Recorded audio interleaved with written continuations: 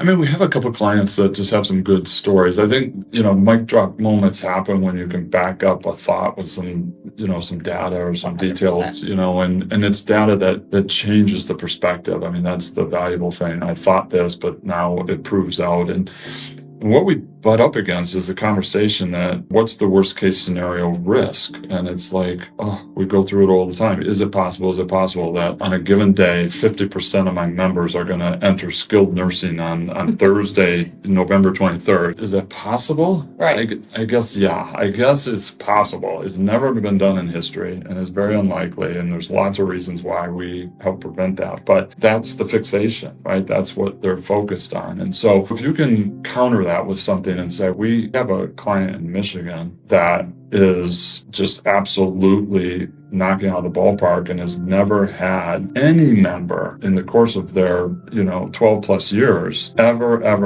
had a long-term skilled nursing admission Or assisted living. or assisted living as well. And that they'll stop and say, hold on, how long was that program? It wasn't 2 years, it wasn't 3 years, 12 years. Then it's like, okay, that doesn't seem possible. Well, it's as possible as your scenario in a way, which is that half your members are going to enter skilled nursing. And I said, we can dig into more, but how about running a program that never has a nursing home admission? I mean, that's actually a more achievable possibility than the one you're describing that you're afraid of. And that usually quiets the room down right away. Even a boardroom, there'd be a handful of people that understand the business enough to say, tell me more about that. Like, how was that possible? Because that's not a 1 or 2 year old program. And so I think our quest is to get data to continue to tell that story so we can literally quiet the room down and say, look, this is what happens when we run these programs. And the other thing is just knowing the consumer. The more we can tell stories about who our members are, right?